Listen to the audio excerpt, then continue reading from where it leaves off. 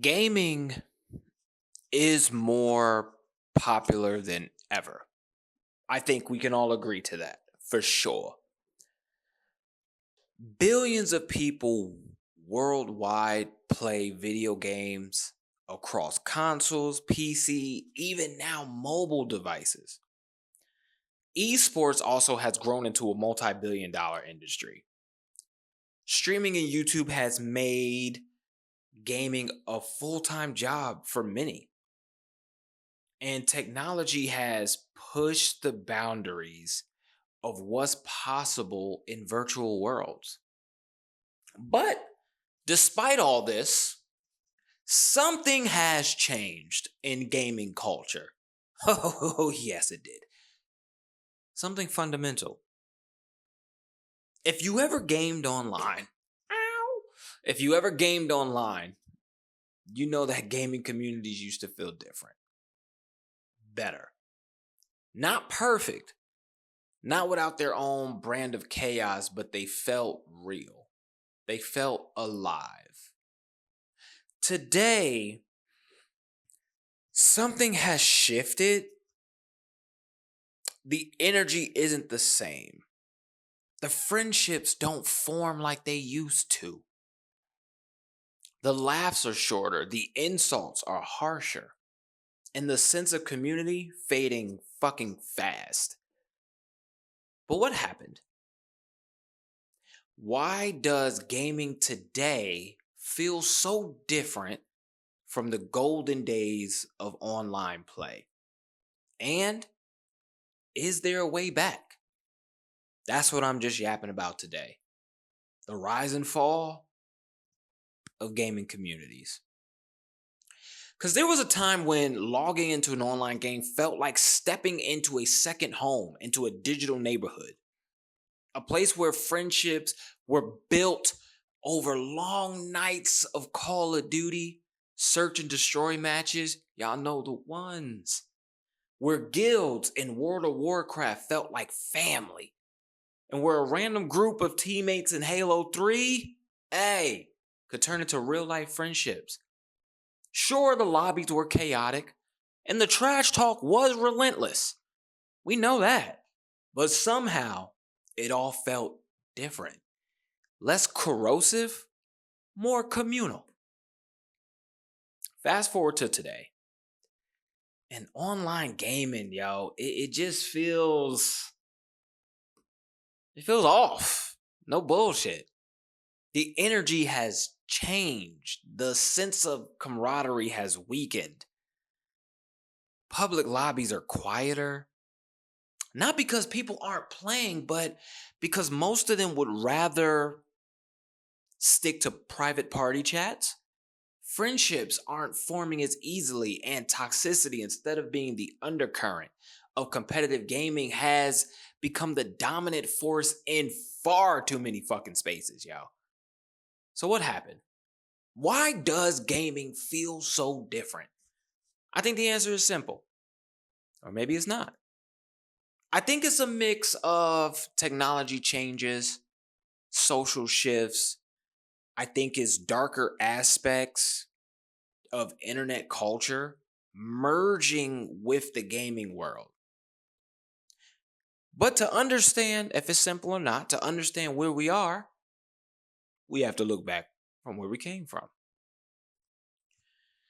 The early to mid 2000s, I think, marked the true rise of online gaming as we know it. This was the era of online play when it became accessible and to the average gamer. With the launch of Xbox Live in 2002 and PlayStation Network '06, gaming transformed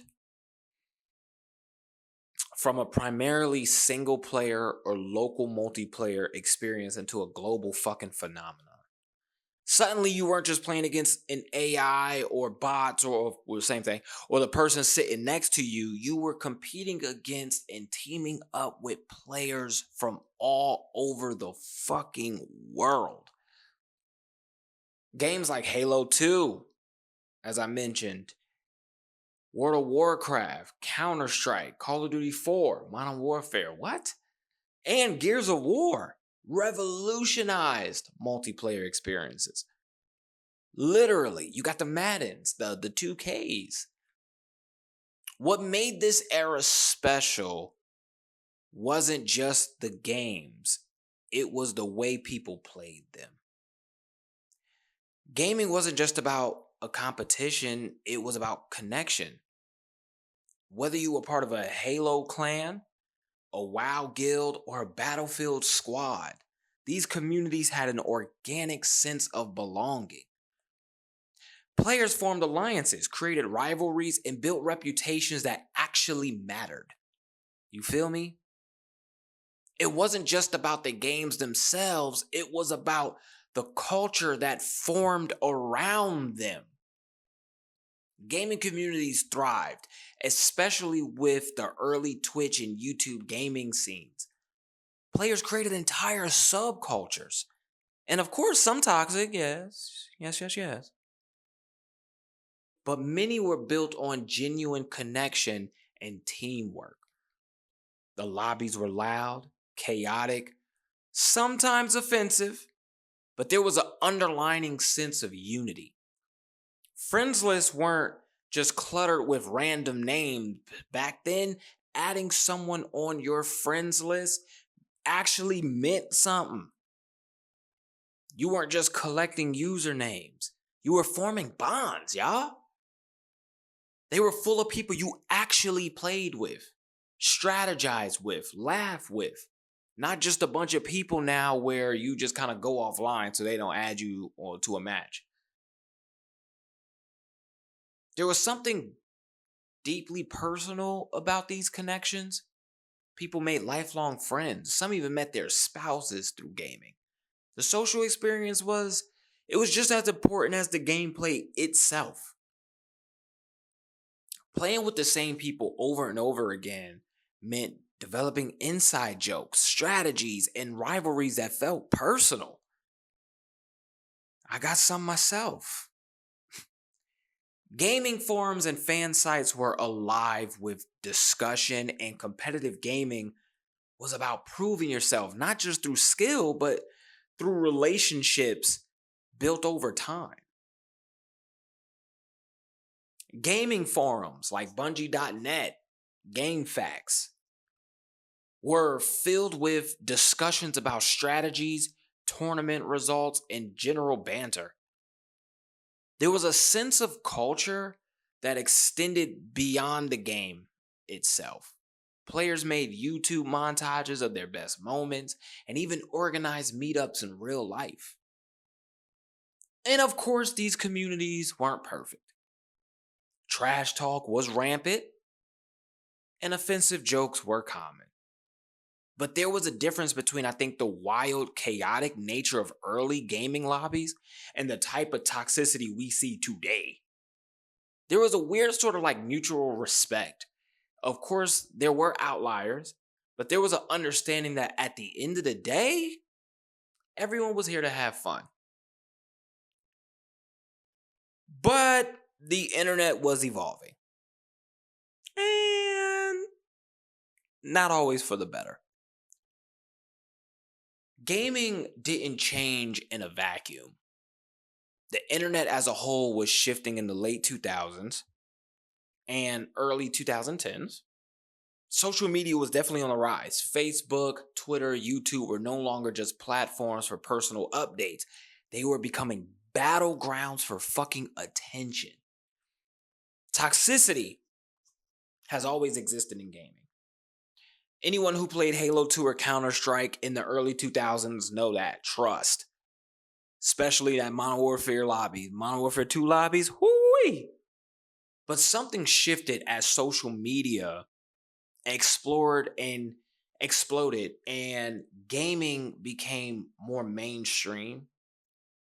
The internet, once a place for niche communities, was now a battleground for outrage, attention-seeking fucking losers, just lame-ass niggas, and the worst aspects of human behavior amplified through being anonymous. The nature of content was changing too, for sure. Gaming was no longer just like a hobby, it was becoming entertainment. Twitch took off, YouTubers built massive followings, and esports started gaining mainstream recognition. But with this growth, I think came a dangerous shift. Toxicity wasn't just something that happened in gaming, it became content. That's the problem. The most toxic moments in gaming lobbies were no longer just fleeting experiences. They were being recorded, clipped, and turned into viral videos. Trash talk wasn't just part of the experience anymore, it was the show itself. The more extreme the reaction, the more views it got. And I think this had a snowball effect. The more toxicity was rewarded with engagement, the more people leaned into it. The internet's attention economy thrives on outrage, and gaming was no exception. What was once casual banter, it turned into deliberate harassment, targeting, and bullying for the sake of fucking entertainment. At the same time, one of the biggest shifts was the transition from open lobbies to private chats. Private chats and Discord servers were becoming the norm. It's like early online gaming thrived on proximity voice chat, where you can hear nearby players in a game, or in game lobbies where the entire teams could communicate. Those spaces encouraged interaction, even though it wasn't always friendly, right? But people now no longer had to interact with random players in public lobbies. They could stick to their own friend groups.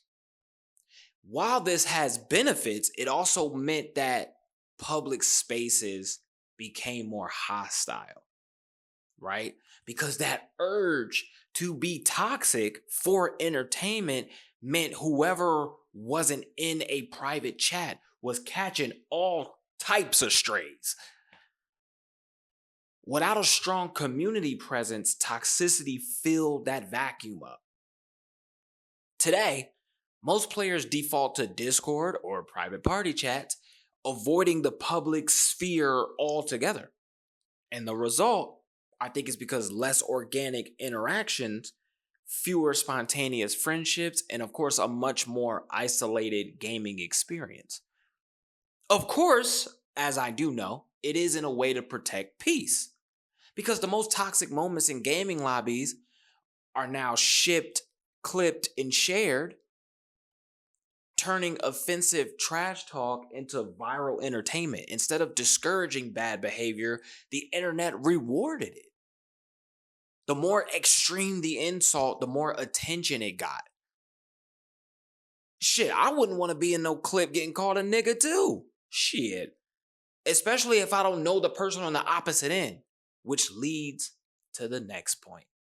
Gaming, as it was becoming more disconnected, and being anonymous was fueling the fucking fire. The problem is, the internet gives people a sense of confidence. The kind of confidence they don't have in real life, y'all.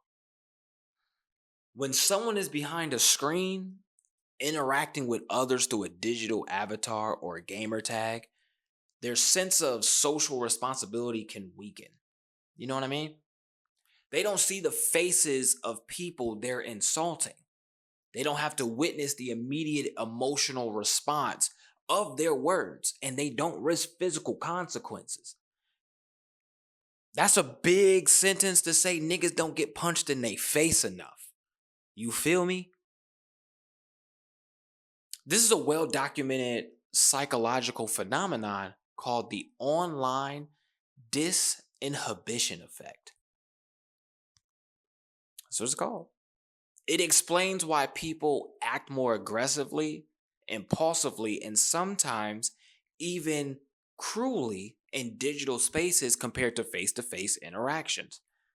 That explains why people act more aggressively when they are behind a screen. But here's the thing, being anonymous in gaming isn't new. It existed in the early days of online play as well. You could still just be a username in a Counter-Strike match. You could still be a faceless player in a Halo 2 lobby. The difference was accountability. Because back then, gaming communities in the 2000s were smaller and more interconnected. If you were part of a Halo or Call of Duty clan, your reputation mattered. If you were on a gaming forum, you had a consistent identity tied to your name. If you were toxic, if you grief matches, if you threw or you constantly harassed other players, you could be banned from the server or ostracized from the community. No one would want to play with you. You would get talked about in forums and threads, and people knew your username. Nah, I'm cool. I'm cool off you. There was a level of self-policing that existed within these communities, you know?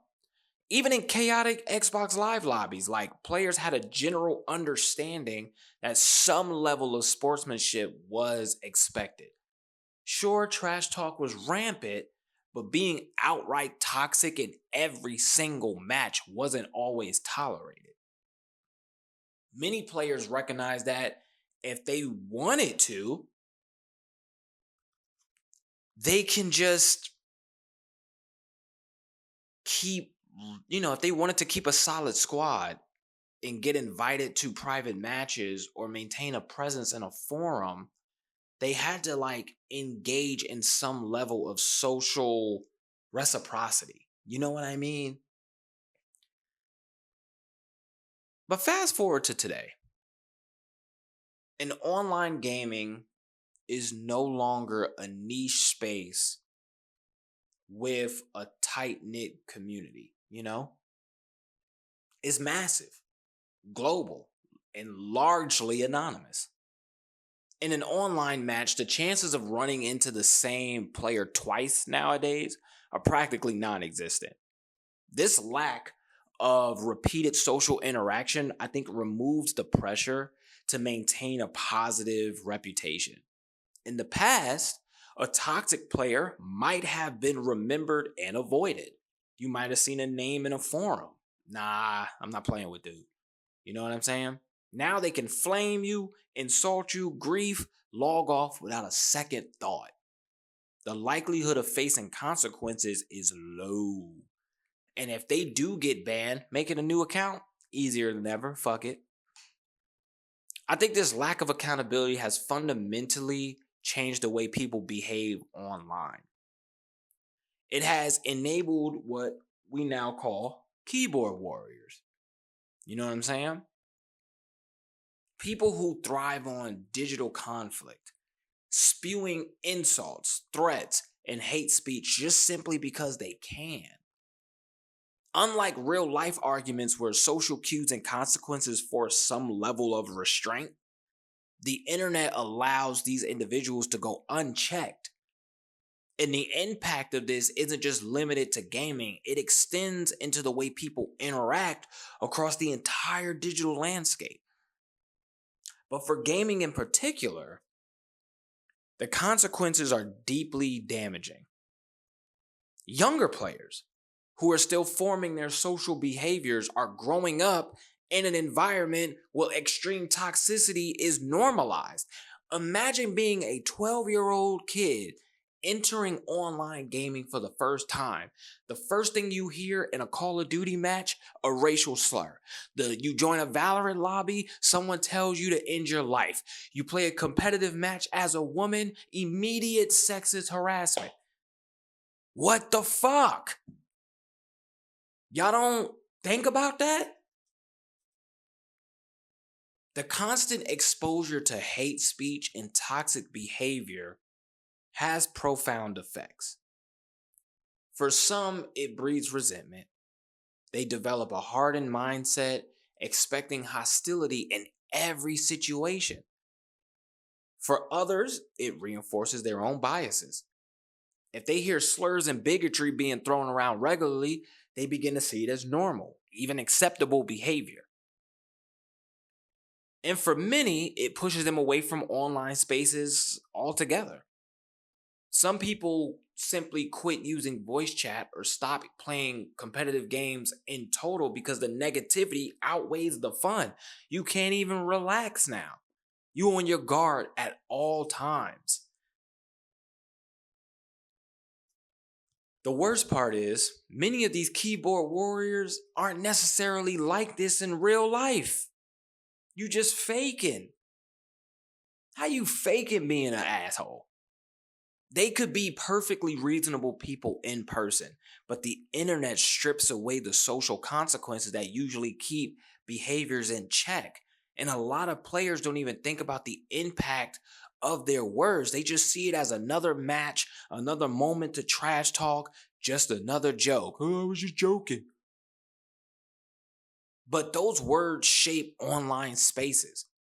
They determine who feels welcomed and who doesn't. There's also an escalation effect too.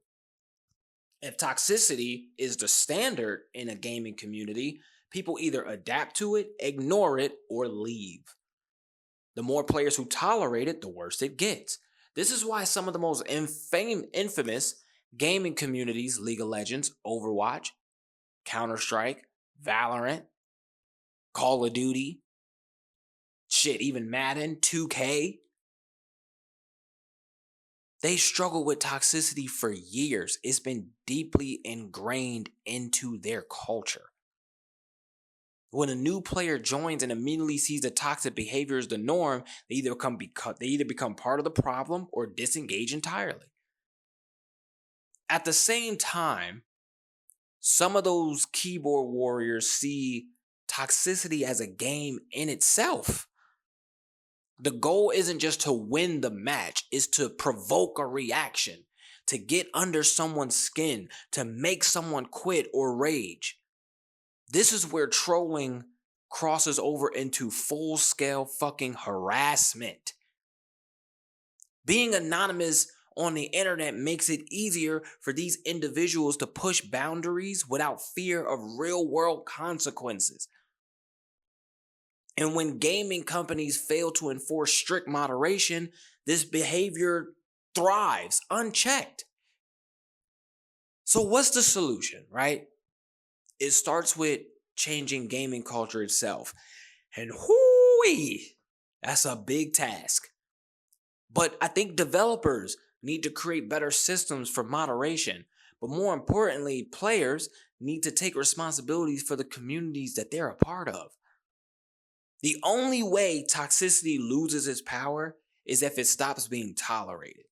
But have we gone too far? Is that too much to ask now? If enough players speak out against it or refuse to engage with it and call it out when they see it, then slowly gaming spaces can become more positive. But it requires effort. It requires a shift in the way people see online gaming. Not as a lawless, consequence-free space, but as shared experience where the way we treat each other does matter. The internet has evolved, and gaming needs to evolve with it. If we want gaming communities to be better, we have to make them that way. Because being anonymous doesn't have to breed toxicity. It can also be used to create support, friendships, and incredible moments. The choice is ours.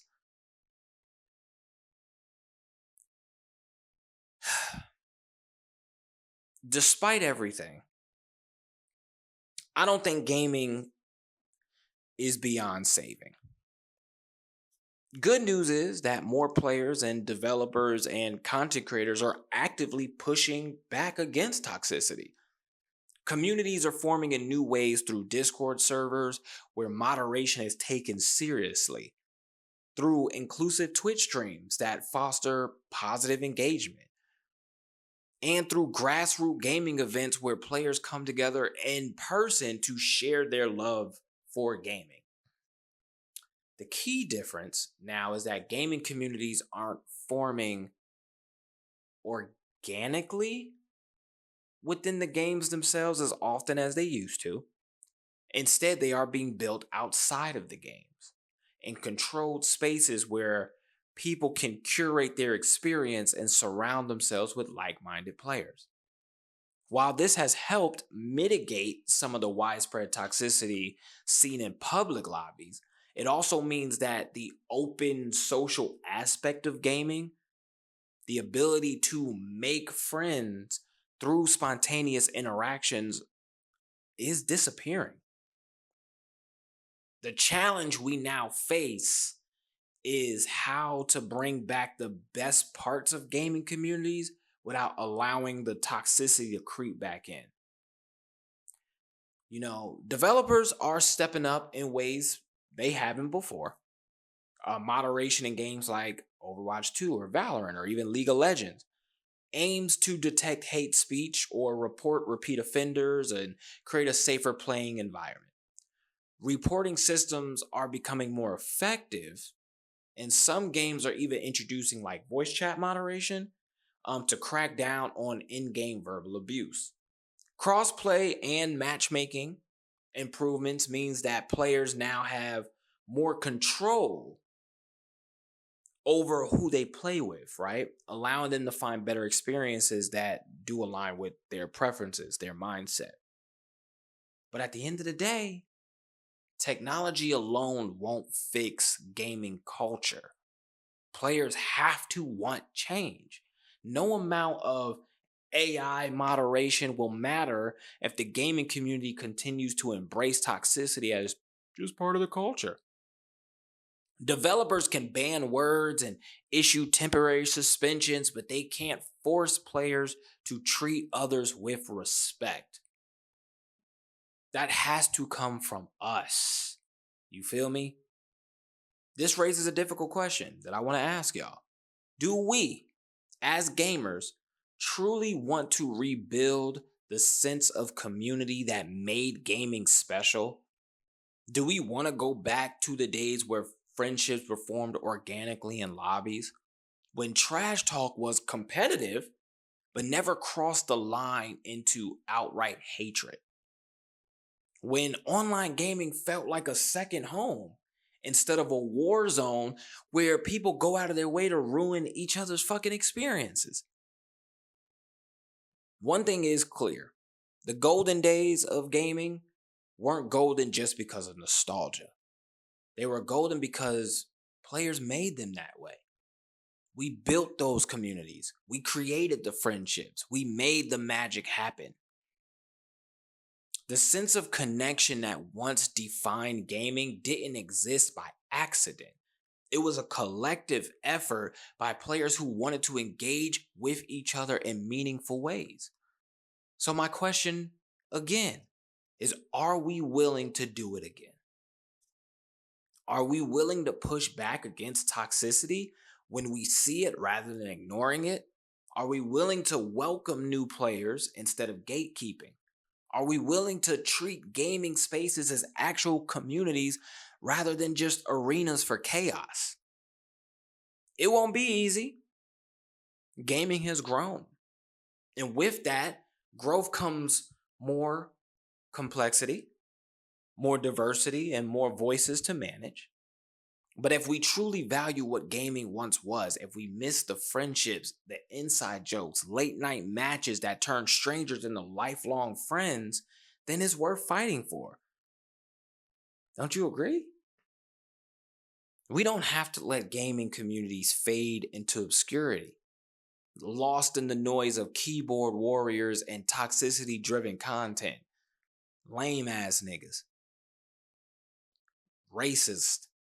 Sexist, people who are homophobic. We can reclaim what made these communities special.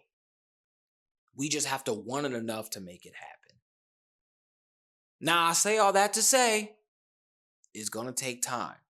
And I'm not saying if you hear some toxic shit said your way, then you don't do anything. You take it on the chin or stop playing the game. I'm definitely not saying that. you have the right to defend yourself and crack on the motherfucker's back. Like, what we talking? Because you ain't getting that shit off on me. I'll tell you that. But overall, let's try and do better. You know, every woman who games should not be hearing sexual assault jokes or in the kitchen jokes. Every black person shouldn't load up a game and have to hear the N word all the fucking time. Stop glamorizing the Modern Warfare 2 COD lobby trash talk days and recognize the issue and that this shit gotten out of hand, y'all. But side note, I'm serious though. I will hurt your fucking feelings. Don't try that shit with me. I will hurt your feelings. You crack on me, I'm gonna crack on your ass back. Don't try that shit with me. I'm gonna hurt your fucking feelings in that damn lobby. But now to some, y'all may feel me in what I'm saying about the rise and fall of gaming communities and how toxic it has gotten. But who knows? Maybe the others. I'm just yapping. I'm RenaMarq. Peace.